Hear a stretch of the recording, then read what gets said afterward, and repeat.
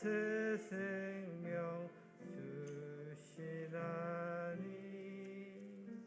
영광의 그날에 이르도록 언제나 주만 바라봅니다. 맘속에 시험을 받을 때와 무거운 근심이 있을 때에 주께서 그때도 같이 하사 언제나 나를 도와주시네.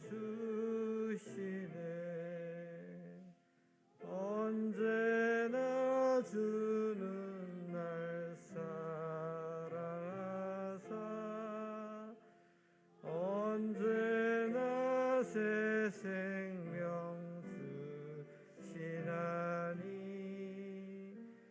영광의 그날에 이르도록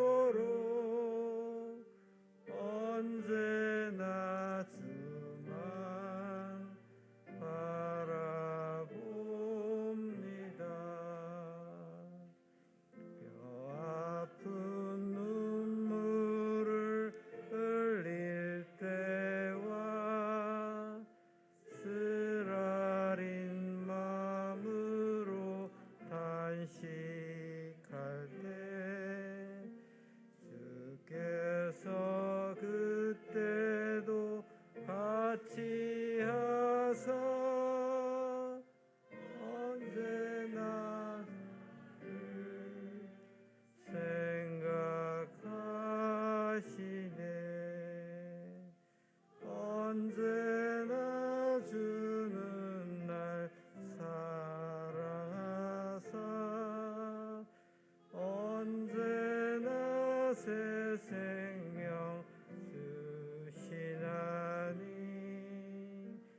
영광의 그날에 이르도록 언제나 주만 바라봅니다.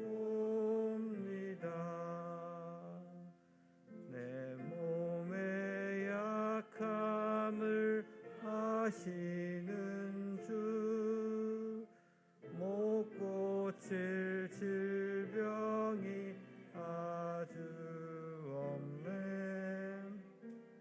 외로운 날이나 기쁜 때나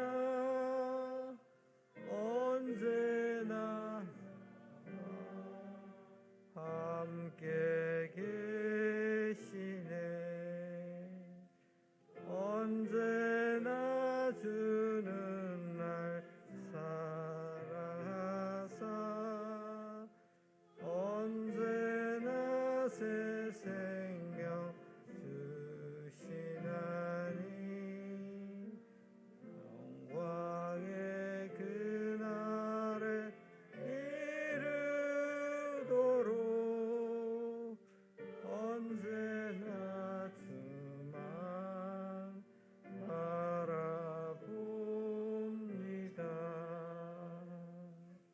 아멘.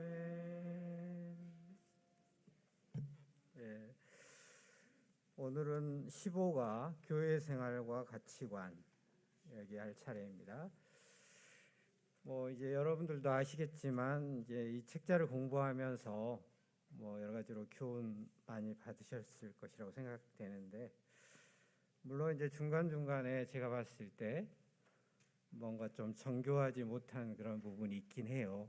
그렇지만은 그 핵심적인 것들을 잘 무엇을 의도하고 있는가를 잘 파악하고 공부하면 큰 유익이 있으리라고 생각되어집니다.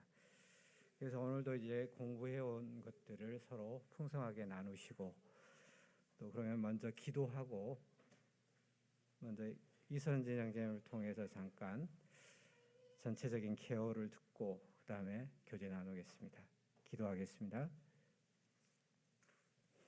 아버지 하나님,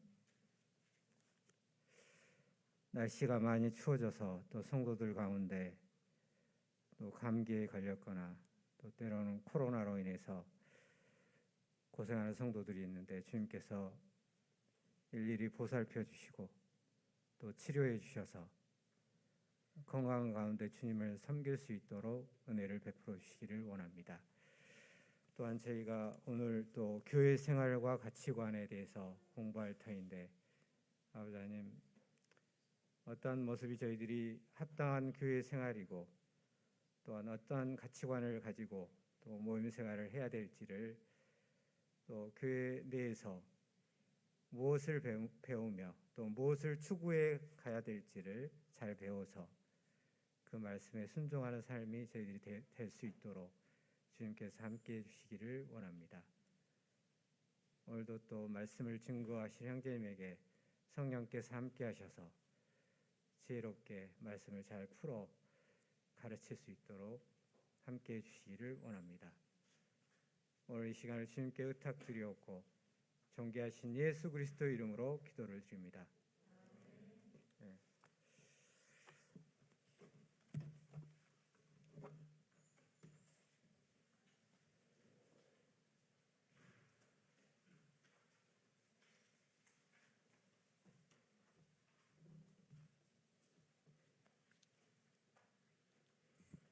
안녕하십니까?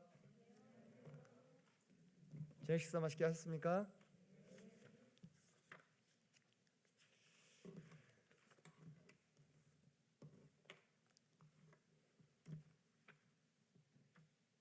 오늘은 15가 교회 생활과 가치관에 대해서 함께 교제 나누는 시간이 되겠습니다. 제가 사전에 공유해 드렸던 세 가지 질문이 뭐였냐면, 첫 번째로 가치관의 차이를 만드는 요인이 무엇인가요? 또 두 번째로 세상과 교회는 어떤 점에서 달라야 할까요? 또 세 번째로 교회가 영적 가치관을 계속 고수하기 위하여 우리는 무엇에 힘써야 할까요? 이 세 가지였는데요. 이 세 가지 질문에 대한 답변이 이 15과에 이렇게 차례차례 나오는 게 아니고요, 곳곳에 이렇게 흩어져 있습니다. 아마 답을 찾기 위해서 읽으셨던 분들은 그렇게 발견하셨을 텐데, 같이 한번 살펴보도록 하겠습니다. 자, 먼저 가치관의 차이를 만들어내는 요인이 무엇일까요? 해서 쭉 넘어가셔서 121쪽부터 그 답을 말씀을 하고 계세요. 사실 15과는 상당히 우리 저자께서 의식의 흐름을 따라서 기술하신 것 같은 느낌을 제가 많이 받았습니다. 예. 앞에 나온 얘기가 뒤에 또 나오고 또 마지막에 또 나오고 이렇게 되죠, 그죠? 예. 그래서 우리가 좀 이것을 조리 있게 체계화할 필요가 좀 있겠는데요. 그 키가 되는 게 제가 드렸던 세 가지 질문이라고 생각하시면 좋겠습니다. 그래서 우리 각자의 가치관의 차이를 만들어내는 요인이 무엇인가, 원인이 무엇인가 했을 때 121쪽의 아랫부분 보면 먼저는 우리의 삶의 환경이 다름으로 인해서 라고 나오죠. 이것부터 시작해서 총 9가지가 나옵니다. 9가지가 나오는데요. 먼저는 삶의 환경이고, 자, 122쪽 넘어가시면 중반부에 물질에 따라 차별하지 말라고 했다 해서 물질, 보통 부죠, 부.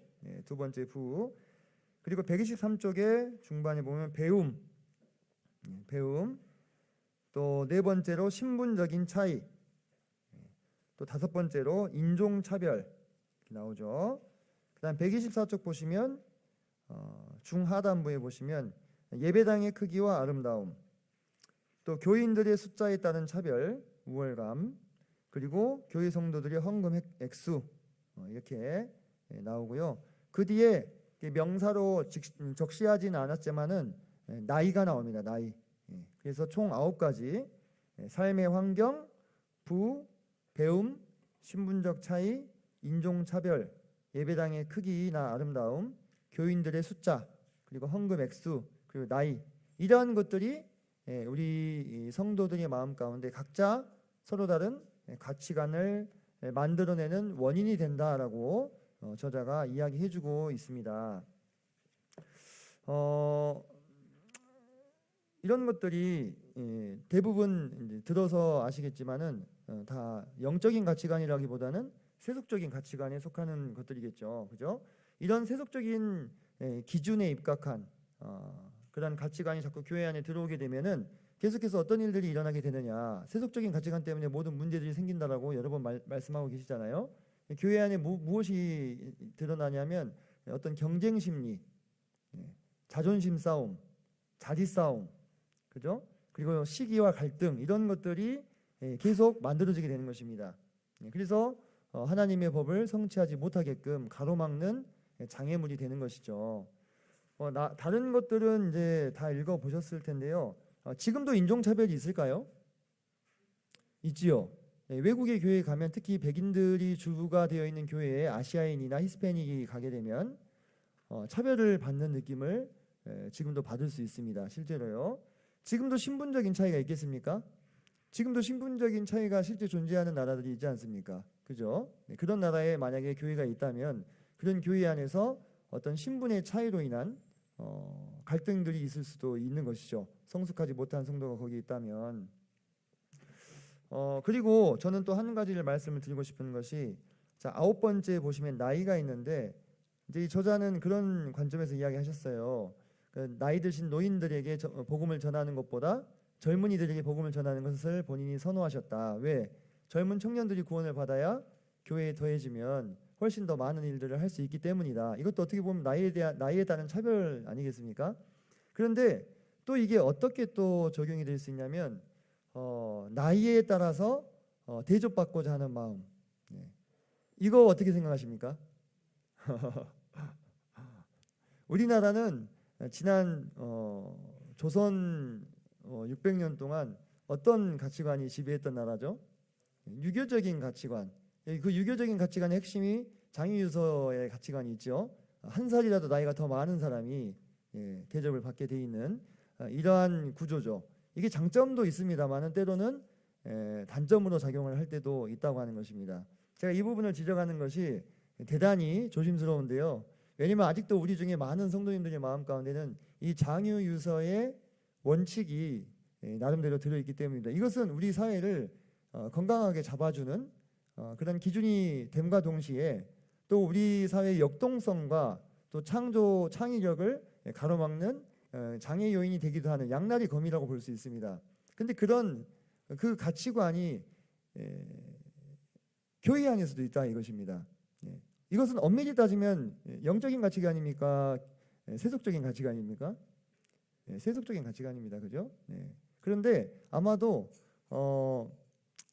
그 사도 바울이 활동하던 시대에도 이런 것들이 알게 모르게 있었던 것 같습니다. 사도 바울이 디모데에게 그러시잖아요. 누구든지 너의 연수함을 업신여기지 못하게 하라고.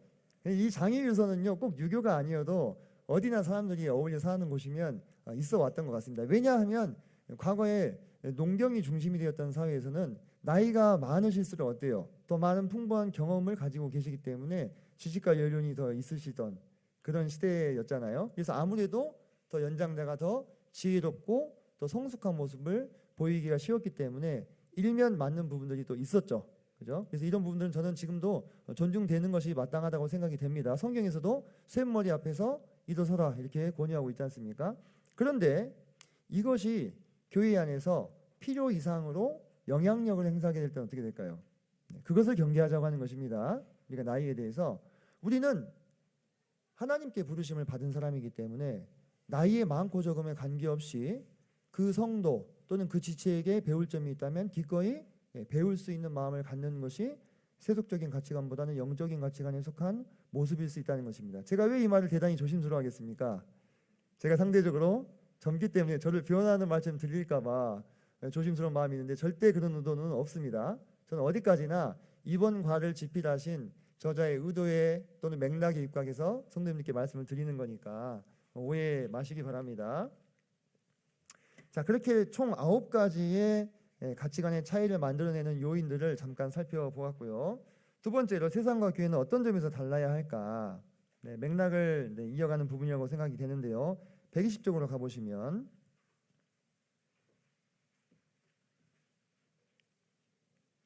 자, 120쪽에서 중하단부에 보면은 중반부 보면은 자, 사단이 심어놓은 가라지가 추수 때까지 존재하듯 교회 안에도 그의 역사는 있을 것이다.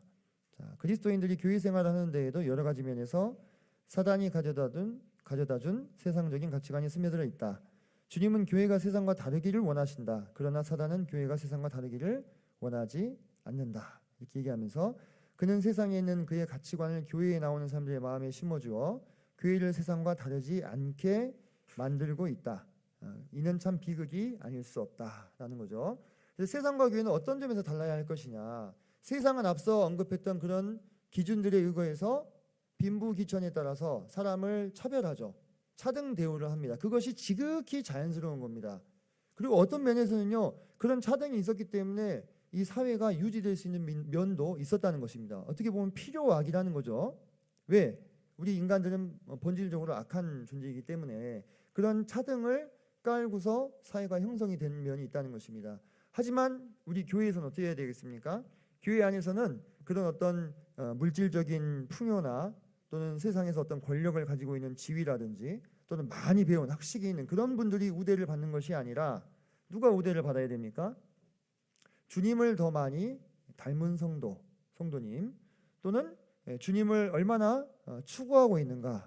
네. 다시 말해서 영적인 가치관의 기준에 입각해서 어떤 성도님이 더 귀하게, 물론 천하게 여겨져야 될 성도는 없지만요, 더 존경을 받아야 되는 것이 마땅한 것입니다. 세상에서 판사, 검사, 의사를 하면 교회에 들어와서 장로 집사를 하기가 더 쉽고 많은 돈을 기부하면 장로가 되고, 만약에 이런 구조라면 세상과 교회가 무슨 차이가 있겠습니까? 그죠? 네, 세상이나 교회나 다를 바가 없다고 하는 것입니다. 그래서 어떤 심지어는 이 안에는 무엇도 포함이 되냐면 구원받은 연수도 돌아가는 것입니다. 아까 나이와 연계해서 보면 내가 20년, 30년 교회를 다녔으니까 내가 장로를 해야지, 이런 원리가 아니라 그분이 얼마나 더 주님을 많이 닮은 인격의 소유자이신가, 또 그분이 얼마나 하나님께 헌신되어 있으신가, 이런 것들이 우선해서 고려된다면, 그렇다면 그 모습이 바로 세상과 교회가 다른 모습이라고 볼 수 있을 것입니다. 그래서 또 129쪽으로 쭉 넘어가 보시면 129쪽에 결론적으로라고 얘기하셨는데요. 그 하단부에 보시면요, 결론적으로 말씀드려서 교회는 영적 가치관이 적용되는 것이요 세상의 가치관이 적용되는 것이 아니다. 이것이 세상과 교회의 차이여야 되겠죠. 그래서 그러면 그것이 무엇이냐? 교회 안에서는 빈부나 배움, 세상의 권세에 따라 성도들이 차별되지 않아야 한다. 진정으로 그런 세상적인 기준이 아니라 하나님의 기준에 의해서 평등하게 대우받는 곳이어야 한다는 것입니다. 사람들은 본능적으로 무리짓기를 좋아합니다. 자신과 비슷한 사람들과 어울리려고 하죠. 그리고 어디에 가든지 특히 남자들은 그런 걸 해요. 서열 정리. 보통 교통 정리를 어떻게 합니까? 나이로 많이 하죠, 그죠? 나이로 많이 하는데요. 그렇게 자꾸 가르고 줄 세우고 나누는 행동의 이면에는 세속적인 가치관이 자리 잡고 있는 것입니다. 이 세상에서는 부나 지식, 학력, 직업, 신분, 인종 등에 따라서 서로 구분짓고 끼리끼리 어울리고자 하지만 교회는 달라야 된다는 것이죠. 예수 그리스도의 피로 하나 된 형제님이요 자매님이기 때문에 누구든지 서로 나보다 남을 낮게 여기시고 섬김을 받기보다는 섬기고자 하는 모습, 그것이 세상과 교회의 다른 점이 아니겠습니까?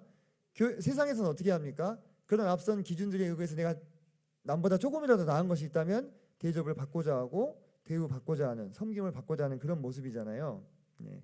그렇지만 교회는 달라야 된다고 하는 것이죠.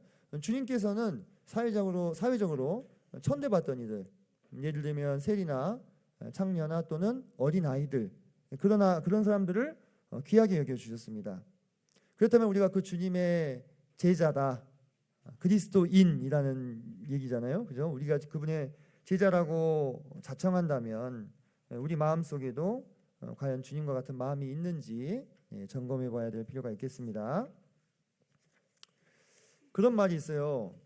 그 영적인 형제 10명이 육신적인 형제 1명을 못 이긴다라는 참 웃지 못할 얘기가 있어요. 왜 그러냐면 영적인 지체들은 서로 세워주고 남을 자기보다 낮게 여기려고 하는데 사실 육신적인 형제란 말이 맞는지 모르겠지만 그냥 한번 들어보십시오. 육신적인 형제님은 형제들 중에서 자신을 높이고 자기 의견이 옳다 이렇게 주장하기를 즐겨 하시니까 어떻게 해보겠습니까? 해볼 수 없죠, 그죠? 예. 그런데 잠언에 그러셨더라고요. 예. 무리에게서 스스로 갈라지는 자는 무엇을 따르는 자라고요? 자기 소욕을 따르는 자라고 말씀하셨어요.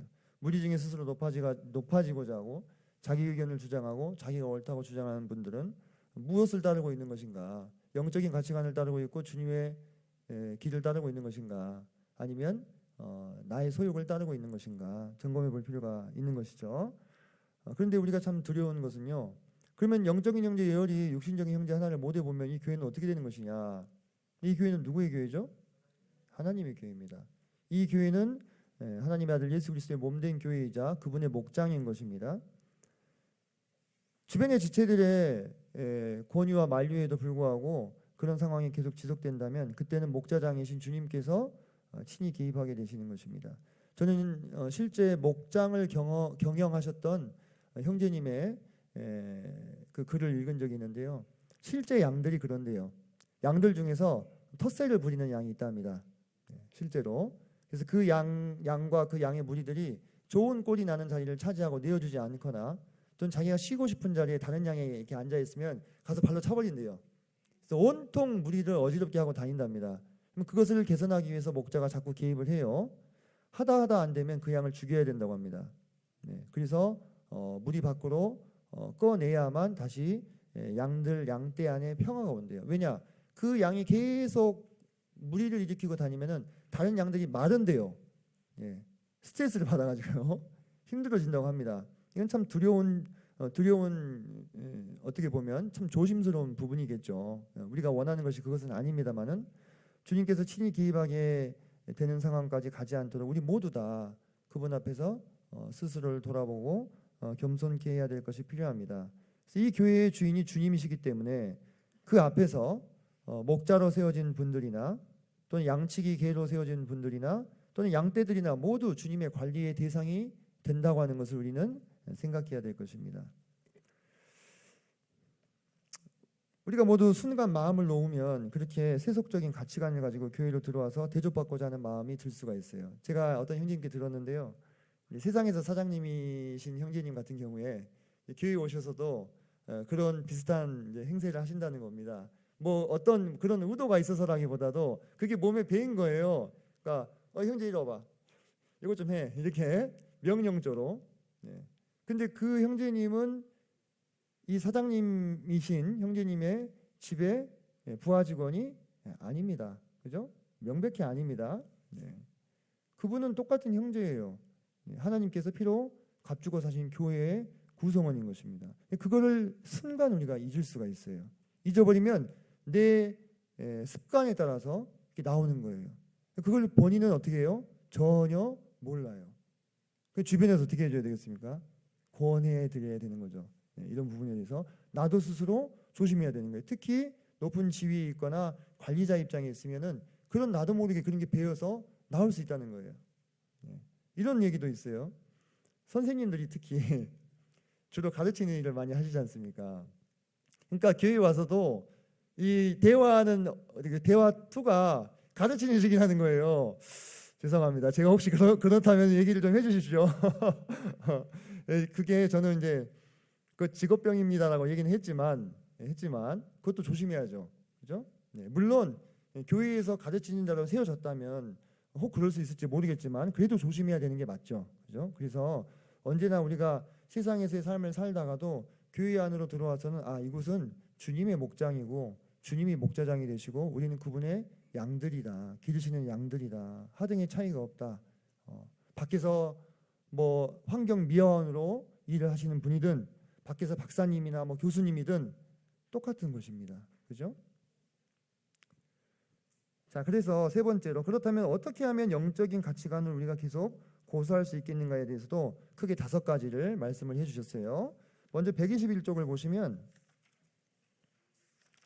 121쪽 중반부에 보시면 목회를 하면서 체험한 것은 이렇게 얘기하셨잖아요, 그죠? 저는 그걸 정리를 한 겁니다.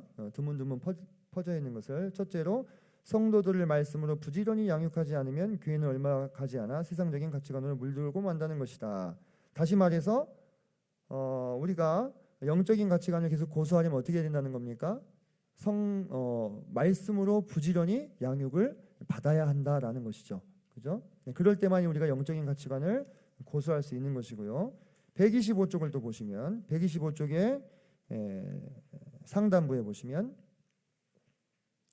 그래서 늘 마음을 낮추지 않으면 안 되고 주님 앞에 무릎을 꿇지 않으면 안 된다. 이렇게 언급하셨는데 이것도 두 번째 이유가 두 번째가 될 수 있겠죠. 어떻게 하면 영적 가치관을 계속 고수할 수 있는가? 늘 마음을 낮추고 주님 앞에 무릎을 꿇어야 한다라는 거죠. 거기서 몇 줄 밑으로 가시면요, 이제 대단히 현실적인 언급을 해놓으셨어요. 이거는 목회를 하지 않으면 이야기할 수 없는 부분이라고 저는 생각이 되는데 이런 거죠. 사회적으로 신분이 있고 돈이 많다고 생각하는 사람들이 하는 평범한 말이라도 가난한 자들의 마음에 상처가 될 수 있고 배운 자들의 별 의미 없는 말들이 배우지 못한 자들의 마음에 상처를 주는 경우도 있다. 누가 뭐라고 하지 않아도 그냥 자기 마음에 상처가 되는 것이다. 저는 이 부분에서 무엇을 짚어내냐면 결국 종합하면 무슨 얘기냐면 우리가 영적인 가치관을 계속 고수하려면 내가 사회적으로 열등한 위치에 놓여 있는 분들에게 특히 더 해당이 될 수도 있는데요. 자기 비하, 자기 연민, 자기 혐오, 자격지심, 불필요한 오해들을 어떻게 해야 됩니까? 벗어버려야 되는 거예요. 다시 말해서 피해의식에서 벗어나야 되는 거예요. 피해의식에서. 이것은 연약한 자들에게도 적용이 될 수 있는 부분입니다. 연약한 자들에게. 그죠? 내가 사회적으로 대접을 받지 못하는 입장에 있으면 교회에 와서도 사실 그 마음이 계속 이어지기가 십상이에요. 이것은 아까랑 반대의 케이스가 될 수 있겠죠. 사장님이나 가르치는 입장에 계신 분들도 조심해야 되지만 그런 위치에 있는 분들도 교회에 오시면 동일한 지체요 하나님의 귀한 아들, 딸이라는 사실을 스스로 인식하셔야 된다는 거예요. 피해의식에서 벗어나야 된다는 것입니다. 누가 옆에서 수군거리고 있으면 혹시 내 욕하나? 이런 오해. 누가 옆에서 이야기하고 있으면 혹시 나를 지금 흉보나? 나를 무시하나? 이런 오해는 어떻습니까? 스스로를 올무에 빠지게 만들 수 있기 때문에 우리가 영적 가치관을 고수하기 위해서 그런 부분도 함께 조심해야 될 필요가 있겠지요. 128쪽으로 가보겠습니다. 128쪽. 128쪽에 중하단부에 보시면은 이제 그러므로라는 말이 나옵니다. 그러므로 우리는 세속적인 가치관을 가지고 지체된 성도들을 구별하거나 차별하지 말아야 한다라고 나왔죠. 세속적인 가치관을 가지고 지체된 성도들을 구별하거나 차별하지 말아야 한다. 근데 그러면서 그 밑에 그런 사례들을 써놓으셨어요. 세속적인 가치관에 입각한 분들이 자주 하는 말이 있습니다. 뭔지 아십니까? 누가 크냐? 이 말. 그리고 왜 나를 알아주지 않느냐? 이 말. 그리고 왜 나를 무시하느냐? 이 말. 이런 말들을 자주 하시는 분들이 혹시 계시다면은 그것이 혹시 내가 세속적인 가치관을 가지고 지금 성도들을 대하고 있는 것은 아닌가라고 돌아봐야 된다는 것입니다. 거기 보시면 그 밑에 지금 쭉 나온 이야기를 제가 지금 정리한 것뿐인 것을 아시겠죠? 그 뒤에 이어지는 단락에서요. 다섯 번째로 마지막으로 129쪽의 중반 정도 보시면 교회 안에서 인도자들이 지속적으로 노력해야 하는 것은 성도들 사이에 이러한 담을 없애주는 것이다. 그런데 담을 없애주는 걸 어떻게 하는 것이냐? 다른 점을 느끼지 못하도록 그들이 영적인 가치관을 세우기 위해서 노력해야 한다. 그러니까 불철주야 우리 인도자들이 성도들이 마음 가운데 이런 세속적인 가치관에 입각한 이 갈라치기, 그죠?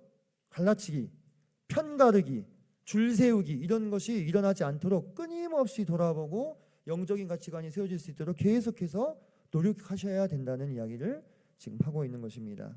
그래서 총 5가지 어떻게 하면 영적인 가치관을 계속 고수할 수 있을까에 대해서 저자는 의식의 흐름을 따라 좀 기술하셨는데요. 제가 조금 정리를 좀 해드렸습니다. 그러면 기도하고 우리가 흩어졌던가요?